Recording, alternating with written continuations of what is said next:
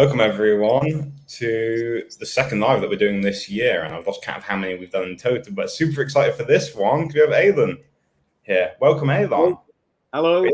Great to have you here, and I can say now I know exactly where you are because I've lived where you are. I know the place that you're in. It's in Dorset, Australia, where we first met. It was a couple of years ago I first went down there. You've probably been going there longer than I have. And just a little bit about how you met for those of you who don't know you. So I've seen the work you do, with the clown healing, the public speaking training, like all sorts. And you just bring so much joy and enthusiasm, and you're just honestly so charismatic. And I've been around charismatic people. So how about you share a little bit about who you are and what you're all about? Blimey, the humility is creeping in to sort of blush and be shy. Thank you. Lovely to be here. And thank you so much for inviting me. Who am I? Sometimes I call myself the neurotic Jewish yoga teacher because I was someone born into a strict Jewish family and had to rebel heavily by taking psychedelic drugs and going to India for many years and living in the Osho ashram to kind of escape all that trauma and pain from my upbringing. And I was an artist in my 20s, in a family business in my 30s, but since then I've been working in the field of well-being, team building, doing various kinds of hippie shit, as you could say, in the public space. I had my own corporate well-being business, and these days I run something called School of Playfulness, which aims at bringing self-expression, creativity, and play to just ordinary people in a therapeutic way, really. Nice. Yeah, I mean, we'll talk a bit about the School of Playfulness for those who are watching and already seeing some people here. If anyone wants to comment, by the way, whether it's Facebook, LinkedIn, YouTube, like Hal just did now, then feel free to write a comment and then Ailon and I will answer. First thing I want to touch upon is because, and I didn't know this about you when we first met, but maybe this is why there was some resonance, because we both come from this neurotic Jewish family background, to be perfectly frank, and that has its fair share of baggage. So I know for myself that the control and dominance from people like my dad and things like from my mum, who is a typical Jewish mother, that led to me also rebelling, going down the psychedelic path, the Osho path, perhaps. How do you think the upbringing really affected you to where you are today? It's first of all, I'm very honored that you can relate, because normally I talk about this to people. It is a bit of an unknown, or they've seen it in a Woody Allen film or something. When you have a very strict parent who's born in a religion that's quite also as an Orthodox Jew, it's so constricting and so claustrophobic, and you are just a domino in the pack, and I didn't have any sense of individuality. I didn't know myself. I was shy. I was very easily bullied, and therefore it's like a pendulum that has to swing the other way, or an elastic band that has to fire forward. The repression is so great that it leads to this force that just has to explode and break out like a jack in the box. So at the time, it's unbearable. But as you start to get older and you get a bit more of a spiritual or philosophical view of your life, you realize you are who you are exactly because of what you lived, that you wouldn't be any different. This is how it needed to be in order for you to go on the journey that you were on. So I hated being repressed, but it has led me to seek out self-expression and creativity as a healing pathway, really. Exactly, yeah, and that was the same for me. I literally felt at the time my throat tightening up. I got migraine headaches, and the migraines got so bad. I remember 25 years old, I ended up in hospital because the migraines at the workplace were so bad. I was an accountant. I did my accountancy training. My dad was an accountant. His life. And I'm not sure, did you ever have a similar, was it a one moment thing for you, or was it a gradual thing that led to it? About the change, you mean? Or from breaking free of the repression, I suppose. Yeah, I mean, I've just got to say one thing is that I was meant to be an accountant. Like my dad used to say to me, look at your cousin, Jeremy Newman. He's the managing partner of BDO Stoy Hayward. He's earning 98K a year plus benefits. I mean, this is back in the 80s and the 90s. And like, to this day, I continue, I would say, to disappoint my family that I never made to the top of great accountancy or law firm. Now, I think now they've come to terms with it.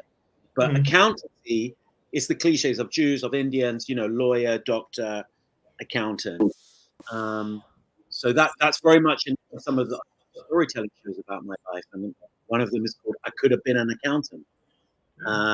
You know, but in terms of an inciting incident, I don't know, like if you also have studied a bit of screenwriting and how it's told. So, inciting incident, you know, in a good movie, there's this thing usually 10 to 15 minutes in that launches the character down his path. And I look back on my life at the age of 20, was on my way to the Mind, Body, Spirit Festival in Olympia, and I was in the backseat of a convertible, and we never got there because the driver got distracted, hit another car, we flipped over, and myself and my best friend in the backseat got thrown out. And I spent nearly 2 months in hospital, 4 broken limbs, and I couldn't go anywhere. I couldn't do anything. And I've been reading all these spiritual books that said, be here now. There is nowhere to go. There is nothing to do. Just breathe. And literally, that was my reality. And all of a sudden, especially with the very good drugs they give you in hospital, I could completely experience that. I could really be in the moment. And the very strange thing is that through all that pain and suffering, which happened while I was at uni, and my dad thought I'd go to accountancy school afterwards, I got a very tasty insurance payment from my what do you call it? Pain and suffering sustained in the accident, which is to India. Yeah. So that was my inciting incident, and I wouldn't recommend it to everyone, but me, I look back, and I don't know if you build a myth of your life of, wow, this was the chapter that just had to happen. But so with time, I look back and go, yeah, that was, end of act 1, boom, off we go. Exactly. Well, it is intoxicating to like create a story from the past. It all ties together in a sexy, nice way, even if it didn't really happen at the time. I've got my own story as well, similar. Beautiful. Accounting, all that kind of stuff. But I suppose at the end of the day, what people can really take away is, rather than get like hitting that bottom, whether it is a car crash or something that forces them to look at themselves and be true to themselves, how can we get there? Because I see you, the fact, all that stuff, like the be here now, is that you are. I see that in you. You just are. So how can people get what you have and exude without having to face those terrible things no one wants to face? Gosh, again, the humility like really creeps in, because I'm not aware of what you're saying when you say it. It's like, I'm a guy just been suffering through his journey, struggling with his inner world for years. And I'm always in this dance of trying to find balance between feeling good and feeling not so good. So I don't know what it is that I have. I know when I'm joyous, what I feel, and it's an aliveness, and it's almost like this Hasidic thing of celebrating life and being happy clappy. I mean, a key thing to say, like, I was a yoga teacher for 25 years, and that meant every day having to turn up whether I felt like it or not, but sitting still, spine upright, stretching my breath. You teach what you need to learn. And I was conditioned by, what do they say? You've got to do your 10,000 hours. I don't know how many I did. Teaching yoga to others, but also bringing my own energy system into the present moment. So I think I got a head start into the sort of be here now world through being a yoga teacher and having to do it so much, I suppose. And about the first part of your question, can people get somewhere without an inciting incident? I genuinely don't know.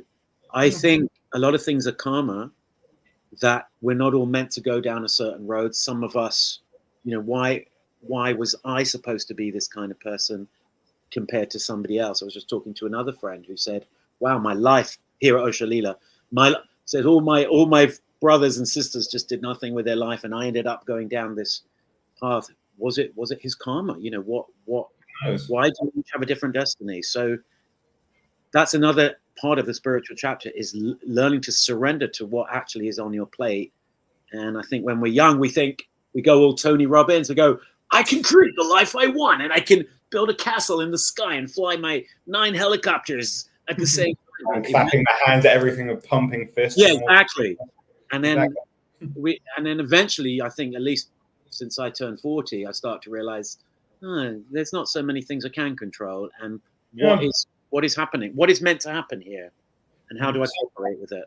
letting go and living in the moment, something that Howard just said now, to be in the moment, that's the lesson to take forward, like transmuting negative to positive, a bit like the whole Tantra thing of a rose. A rose grows from mature, which is exactly what sprouts up, but you can't force that. And although there was the one thing you said about consistency, I think we're all on a path, and this is titled A Playful Path. Is not the only path. Some people want to take the serious route. I certainly did for a number of years.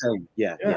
So I suppose for people who are now invited to take a playful approach or a playful path, how can they take that first step to invoking, especially maybe like people like me? I was like left brain, very corporate, analytical, organized. Still am. I need a system and a spreadsheet for everything. Yeah. So that's not really playful with the spreadsheet, but how can one make it playful? No, I think, and again, what I'm enjoying about our chat is that it's kind of the combination of what we're saying paints the whole.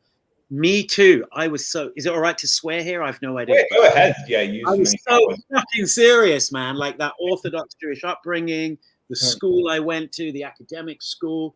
I was so left brain and so serious. And then you go on a spiritual journey, and it's like I've got to find myself. It becomes an obsession. So the spiritual journey became obsessional, and where the humor and what this title we've got about a playful path. This is not. We flip from one extreme to another. It's about balance. So the strapline for the workshops I do now, I say, who says your spiritual practice needs to be serious? ... all the time. It's really about understanding the healing power of humor. I believe the sense of humor is, like Osho says, it's a religious quality. You know, Osho is a spiritual teacher from the East who would say most of the spiritual teachers out there, they're just parroting old cliches, because if you go into a church or a temple, it's miserable. You know, for him, a temple should be a place of celebration, of dance, of laughter, of festivity. Yes, silence. Yes, meditation as well, but festivity, celebration, and for me, that also draws from my Jewishness as well.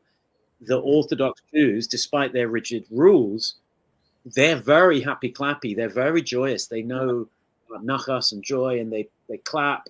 Yeah, they do. And I do workshops in that community, believe it or not, with African drums. I do drumming workshops for Hasids, and they are always the most potent, powerful, celebratory people that I meet. So I'm always looking for joyous people.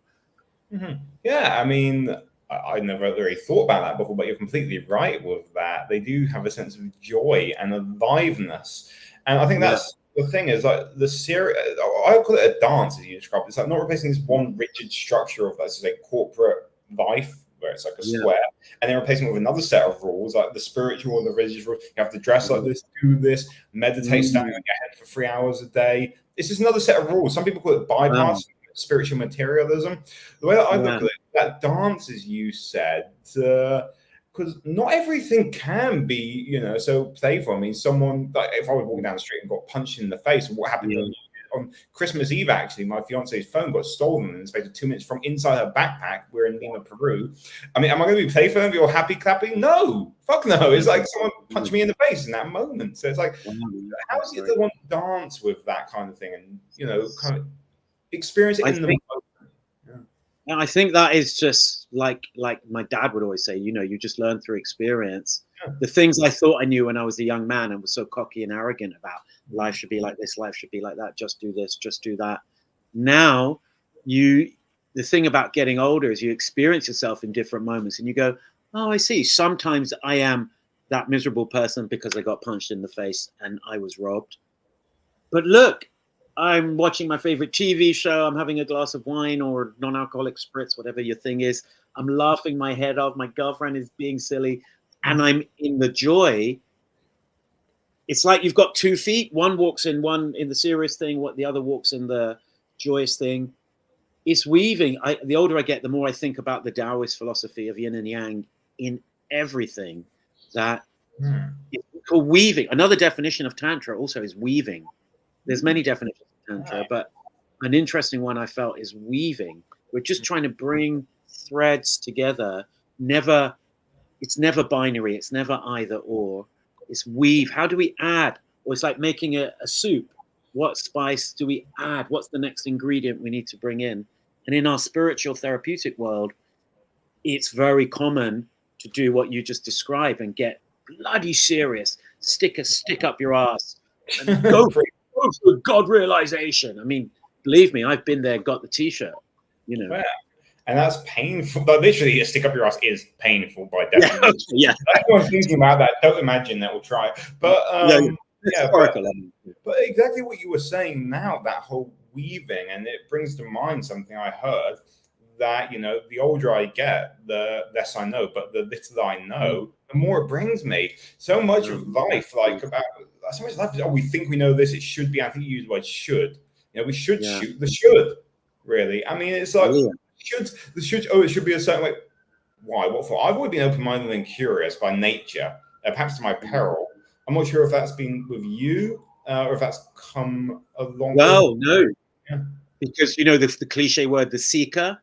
People like us would be considered seekers, and that's a kind of an archetype also of somebody looking and searching, but that is born out of curiosity. I think born out of more. It's born out of, in my case, desperation to do something with the pain I was carrying, pain which I think goes back to ancestral stuff, to trauma from beyond before my life, but the curiosity of the seeker. To look for a way to try and solve a riddle or a problem inside ourselves. How, you know, we are born in this life. We don't really know where we've come from, how we got here. We end up in this body. We're told, you know, you look in the mirror. Is this me? I don't know. We're all. If you're on this path, you're asking yourself, who am I? Who am I? Where am I going? What am I doing? These are the constant questions that I think we should all be asking ourselves and others. Yeah, I mean, it's the ongoing curiosity, and maybe not everyone questions that deeply, but I certainly do. You do, whatever. But the question is really, you know, what to do with where we're at. I think, as you said, the growth is in the pain. Your pain is your power. That's the seed of some sort of growth. Because if you aren't pissed off or frustrated or angry or unhappy about something, why would you want to change it? If everyone's happy clappy all the time and there was never any pain, then you wouldn't want to move away from what's causing you pain. It's like what we say in sales. All sales is about, again, moving the prospect or the person away from the pain and taking them into pleasure. That's it. It's that dance. To solve their pain, Yeah. I did a sales course and they said, you know, that to buy something, you have to see that they're buying a solution to their pain. Yeah, exactly. I mean, it's really something that is going to solve the pain and fix it for them, whatever that is. I mean, it may not be the product or something, but something to take the pain away. And this is why maybe you and I, or people like us, we go so, you know, deep into these kind of things. But at the end of the day, when we talk about, you know, prosperity, that's one thing that people are seeking. Whatever that means for them, what would prosperity mean for you? And I suppose it's changed over time. I know they're coming up from a Jewish family. It was all about money. Everything about money. Money was the god, basically. Money was the idol. Well, money was a symbol of success and integration. And because I've analyzed in myself this cliche of Jews and money. No, Jews were persecuted and lived in shtetls, and my mom's family were in Persia and Iran, living in mud huts or whatever. And money was a root, it was a currency of freedom. So being economically prosperous meant you could get your head above water. And I'm constantly judge and compare myself to my affluent relatives who are all CEOs of their own companies and high flying.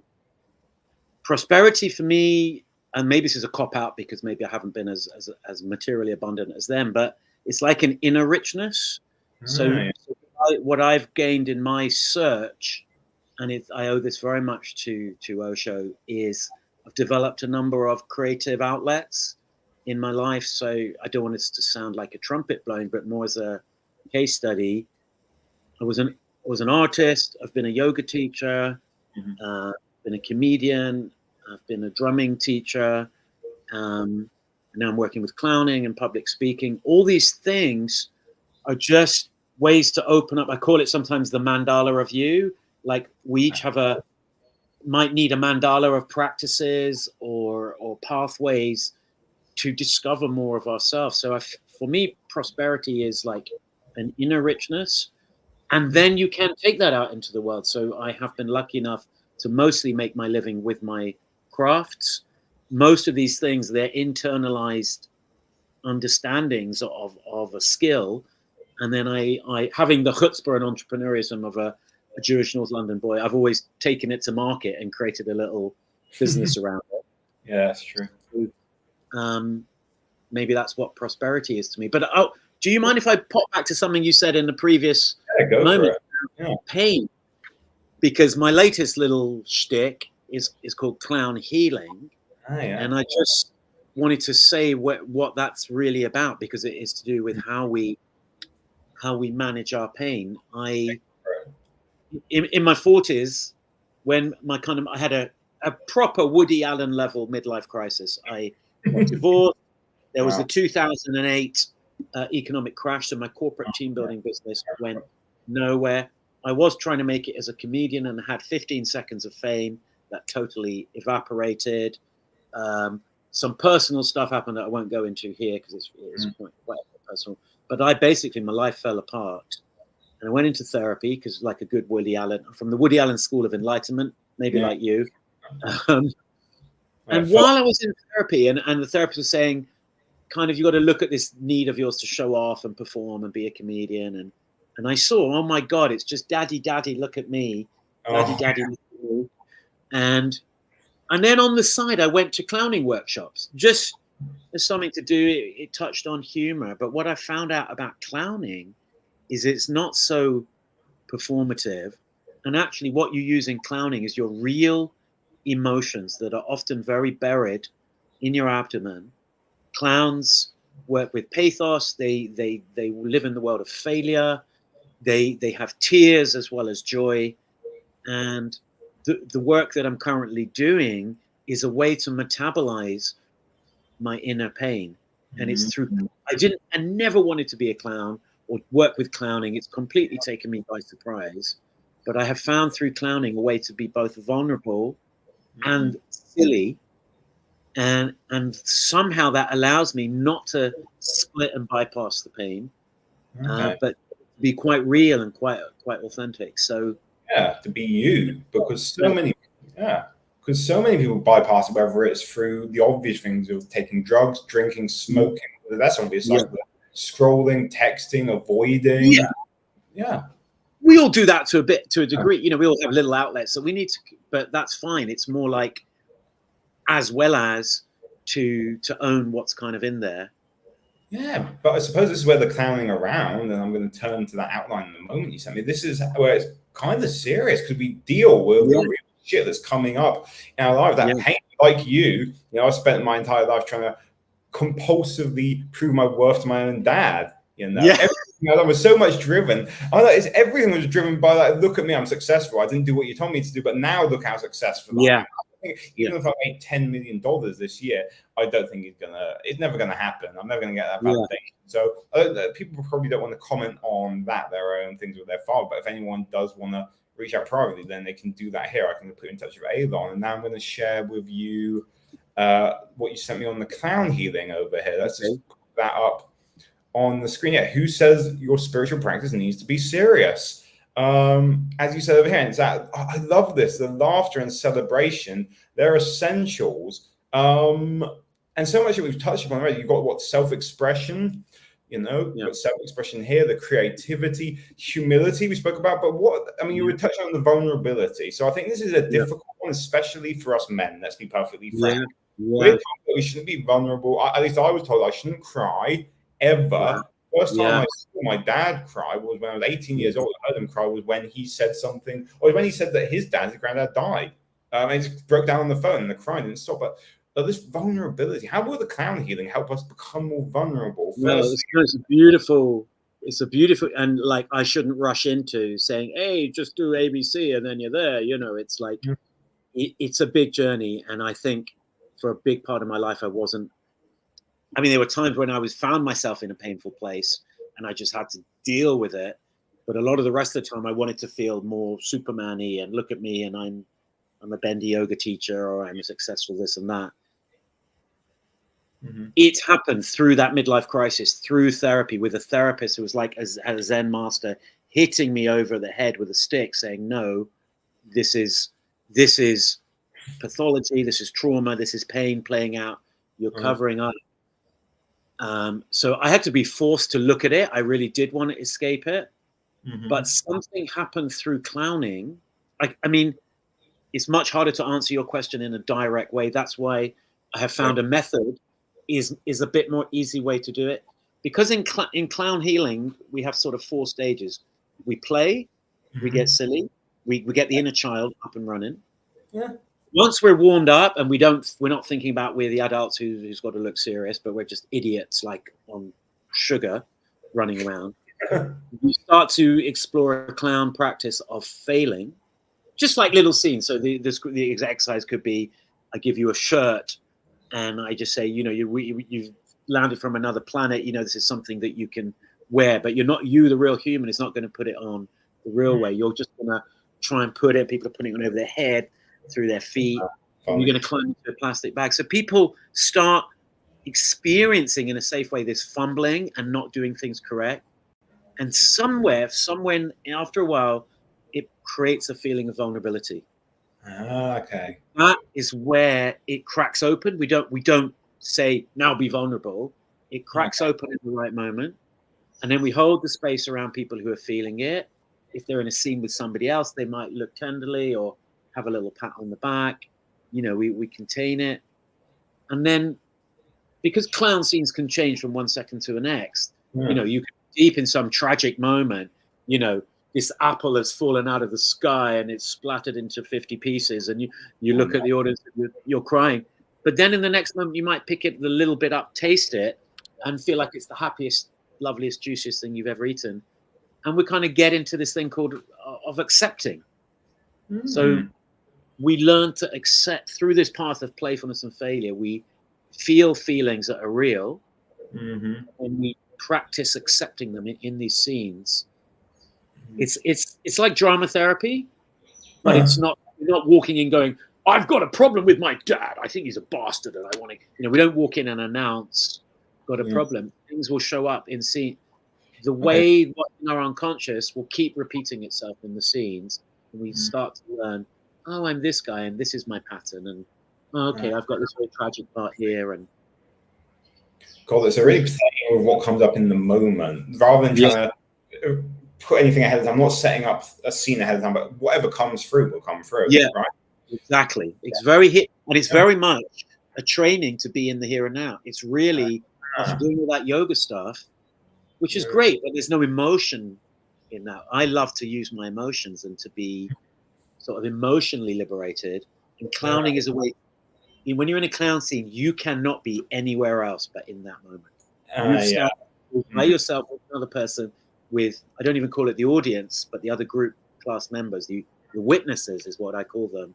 You're so present, you're so with yourself, you're so with the group, and it's like it's such deep inner work. It is, and you're trapped in a way, in a good way, actually. You're trapped. You face yourself.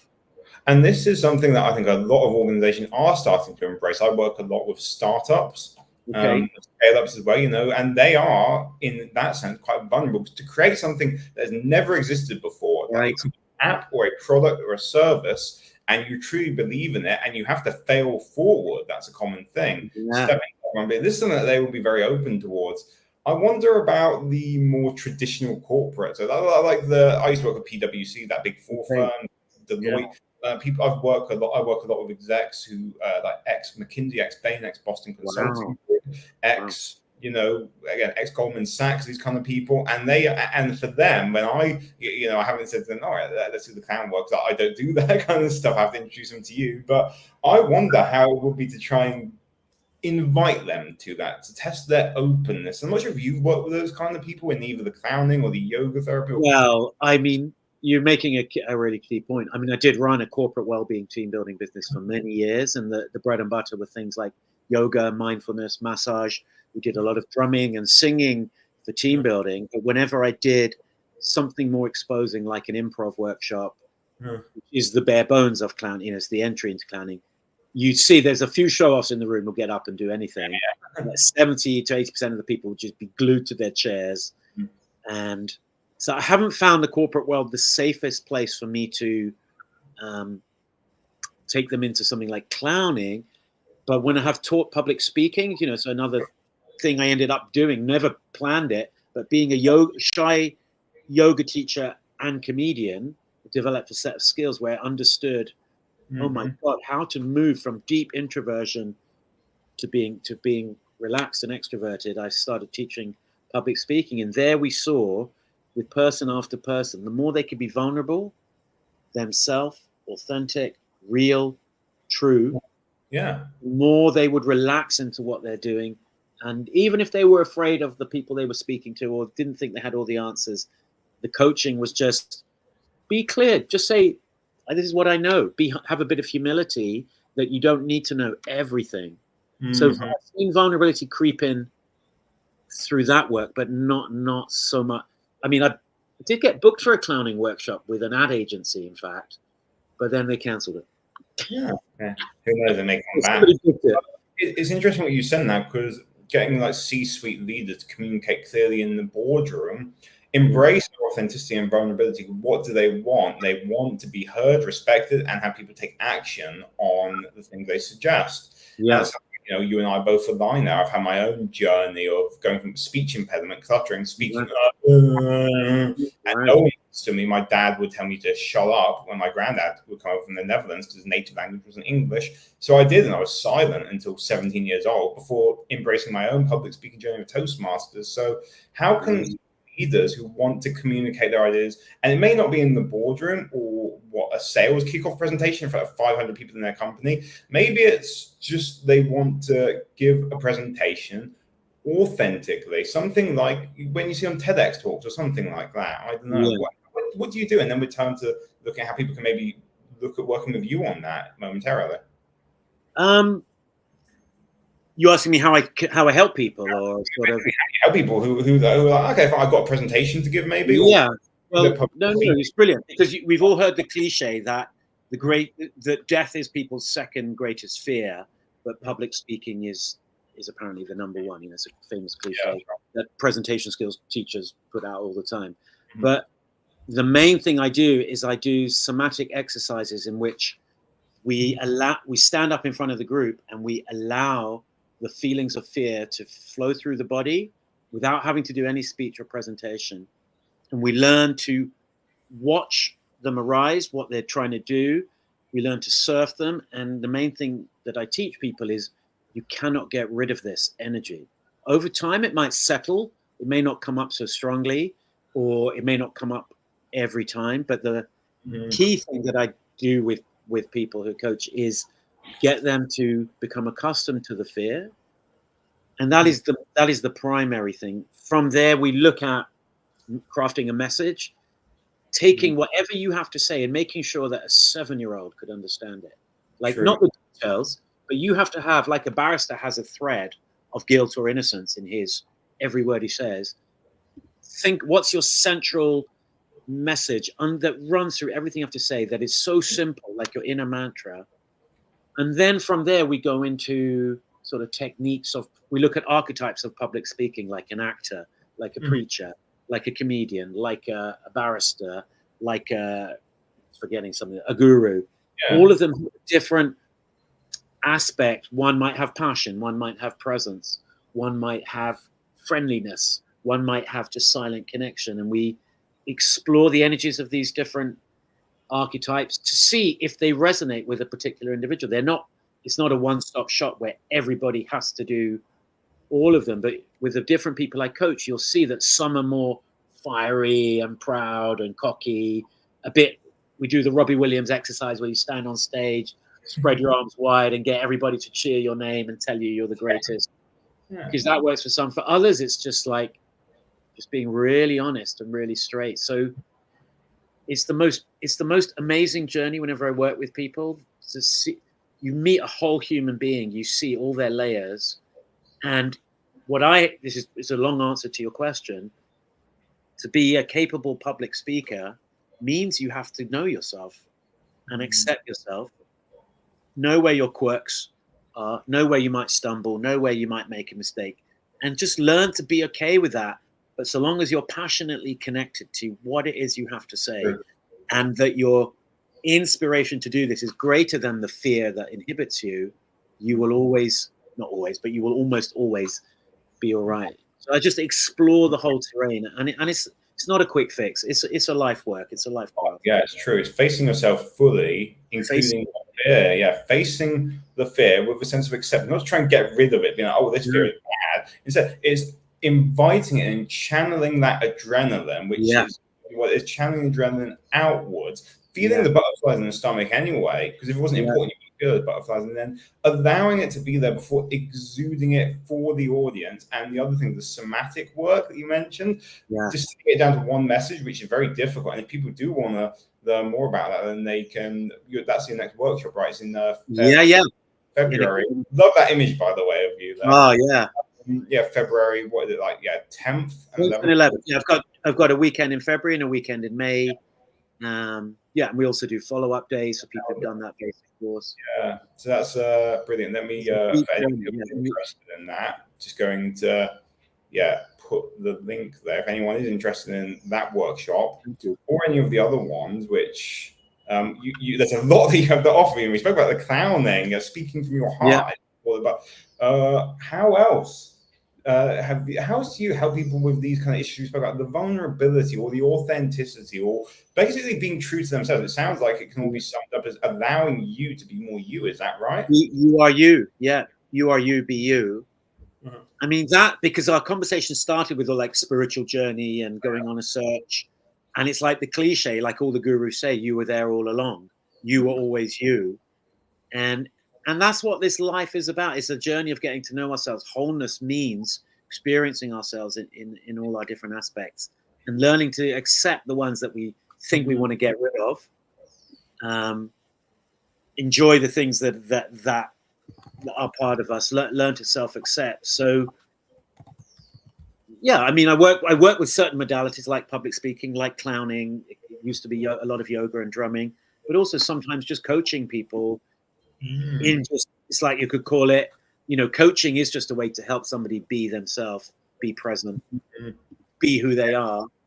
I love to work with a creative project because that just gives something to put the teeth into rather than just do all this kind of therapy.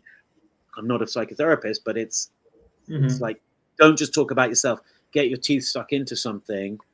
And then you see how your energy flows through something outside of you and it comes back in.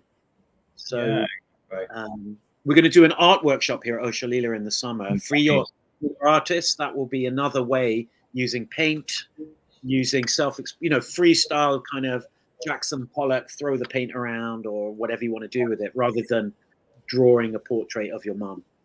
Yeah, basically. You know what I mean? Freestyle. That I don't know why that's making me laugh. Brilliant. Maybe for you have to do a freestyle portrait of your mum. Yeah. I don't know, but that's Oshalila when in the summer? That's going to be the second weekend. It's going to be the weekend of the 10th or 11th of July as well. So that will come up on the soon. Yeah. Let's talk about Oshalila. That's where we met, and a lot of people don't know, may not know about Oshalila. I remember when I found out about it, I was looking for certain communities to live to break free of where I was at the time, and just came across Oshalila without knowing much about it. To be honest, it was. And I think that's the best way is to go in there with like this expectation. But it's such a warm, inviting, friendly place where you can just like we do. Like at lunch, we just had chats with each other. Yeah. And 30 people around us. So, what brought you? I know you mentioned you went to the ashrams in India, but what brought you to that community in Dorset where we lived specifically? Well, I mean, yes, it was because I was part of I went to the central ashram in India 30-something years ago, and then here, going back in the noughties and 2010s, it was always a really fun place to come and kind of party, hang out with like-minded spiritual seekers. The Osho world is very juicy and alive. The last couple of years, I will almost say I'm not married with a ring, but I'm married to a wonderful woman called Amora here. And through her and with her, I've been weaving into this community more and more. And for me, it's a beautiful place. I live part-time in London, part-time here, but it's a beautiful place where I can share these kind of skills with people who are human-centric and not afraid to be in their heart as opposed to just in their mind. The world is very much in the mind. Here people are in their bodies, in their hearts. It's not pretentious. It's not spiritually bypassy. It's a place where people are very real. They don't run away from interpersonal conflicts with each other. They have friendship meetings. They deal with stuff in a very real, very grounded way. It's not always easy or pretty, but it's a great place, and it hosts fantastic events and workshops and retreats. Yeah, they do, and I'm going to share one of those events momentarily. Another thing about that, because you remind me of something that, and I often share this actually in sales trainings, was stuck in your head, you're dead. Reach out a hand, you're grand. Like, added to that, which is stuck in your head, you're dead. Reach out a hand, you're grand. Embody the body, you're godly. But start with the heart. That's a start. Oh, nice. It's like really going like from head, which is like so much more. It's in my head, logic mode, and dropping down into that heart space. And that's not something you can just do. And to get a lot of people to get out of their own way, get out of their own heads, unstuck themselves, because they're really fucking themselves, unstuck and unfuck themselves, mind fucking, to bring them into that heart, especially when they're so used to it. And in the corporate world, you say, I can't be vulnerable, I can't lead with the heart. Well, the best leaders do lead with the heart. That's why they're so leaders can. Like true leaders. And I suppose that's where you help people uncover their inner leader in a way, right? I hate to say this, a lot of people I coached who were working in corporations with public speaking, many times when they had a block to what they were presenting, we found out is that it wasn't congruent with who they are as an authentic individual. And I'm not saying everybody suddenly left their job the next day, but there were a few people who saw that gap, understood it, and over time, it led them to transition more to a career that was more in alignment with who they are, where their skill is, where their passion is, where their contribution lies. And we can all be leaders. You can be a leader as a cleaner. If cleaning is I love cleaning. It's very good. It's good in the brain. So you can be a leader in the smallest thing, and a leader means you're somebody in a weird way. You're following your own energy, and then in a way you lead. Others might think you're leading, but leaders all have that quality of integrity, which is, I said, follow your own energy, follow your own truth. That in the gun says clean up, which is something that I've actually, when I've done my video, because I have this vision exercise I do every year, and I read it every day. And for me, it's about being a responsible adult. That is my two-word moniker, my two-word vision, a responsible adult. It does everything with ease. And one of those things I wrote down in this very long identity formula. I'm not going to share it now, but it's what I work on clients with, because they never ask the question of who are they. For myself, one of them is I clean every single room before I leave it. That's why in the morning, first thing I do, drink my bulletproof coffee. Second thing, clean everything in the kitchen. It starts with one dish only. And that is me taking responsibility of my life, my space, and that is me leading through cleaning, you know? Wow, dude, we got so many things in common. Yeah. So, but it's interesting. Another thing that you kind of drew attention to with the whole clown healing is, when we have leaders become more of themselves, then they do uncover parts of themselves where they're not being true. And I remember at PwC, it was ingrained into us, the idea of you act this way in front of a client, this way in front of your colleagues, and then you don't act the same way at home. You compartmentalize the personality, and that never sat right with me. I did not want to show it authentically. And for me, I don't know if it's the same definition of authenticity for you, is being the same person in every situation. So I'm the same person in front of my partner, Chris, as I am now on live with you, as I am with my parents. What about you? I mean, you're touching on something beautiful. I wouldn't say that I'm exactly that. I think that's how I like to be. I notice there are times where I'm a bit more shy or a bit more, standoffish, and then there are times where I'm super gung ho, center of the party kind of. I'll do whatever I feel like. But definitely, I have been learning over the years to be. I say the more centered I get in myself, and the less afraid I am of being myself, because I was brought up with so much fear, that the more I can. That's where speak from the heart is a great cliche, but that's where that title points to, is that the more you can just be you, being you, then there's a less of a big deal. Then whether you're talking to your best mate in the coffee shop or you're speaking to 100 people, you might need to project a bit more. But of course. And it doesn't mean that you're going to be like, obviously, as we know, that when you're on a huge stage, then your gestures are going to be bigger than they're larger enough. You can't even see it on the screen. But I suppose like speaking camera, those kind of things, it changes the energy, and you're right. And for those of you who do want to tap more into that, and of course that with Usher Leader, I mean, we can't not say anything about Usher Leader. For the people who do want to go there, then you have that clown healing retreat in April. Oh yeah, beautiful. Yeah, so much color on the image over here. That's we do want, if they want to check out, more about what you're about, is what, Friday 19th till Sunday 21st, and the countryside. You got the link over here, and there it is in beautiful Gillingham. And I love it so much. I remember when I was working at Highball, the last company I had before I started my business, and then at Osholila, it would take me 2.5 hours, I think, each way, nearly on the train from like Gillingham to Waterloo, then changing to get to Farringdon. I would do that once a week because I still wanted to be there so much. And so anyone wants to join that, I'm again going to pop. Let's just pop that on screen for people who do want to book that workshop. Oh, a final thing that, in case people do want to get in touch with you, is of course going to be, I guess your Instagram is going to be a good way. So if people who do want to reach out to you, then they can see here it's like Ailon Free over here, and then I can ask you more of these questions over here, I suppose. About I love it, the School of Playfulness guy, and there's like so much that you got on there. I just love that. I think that looks like an Australia workshop, this picture, that reel. Which one? Yeah, so that was me just doing some clown. There's some silly clown videos, comedy videos down there, some art, some nice. So that's self-expression, really. Yeah, so we're coming towards the end of the time, and we've covered really a lot of stuff about authenticity, vulnerability, playfulness, prosperity, laughing your way to success, and that is it. Laughter will save the planet. We don't need to be serious. How would you? I guess if there's one thing that you want to leave people with now, what would that be? What would you say to anyone like listening to this live, watching it live, or maybe in the replay? And what could they take away for themselves that might shift something? Any suggestions? I would maybe say, don't underestimate the power of your sense of humor as a way to get in touch with yourself, to take you out of your mind, into your heart, to connect with others. Osho was one of my gurus, but so was Robin Williams. And for me, he's a master of the heart and a master of humor. And, I bow to each of those people in equal measure. Humor is a healing force. And, that's it. I won't waffle on too much, but never underestimate the power of your sense of humor. It's yours. It's an internal resource.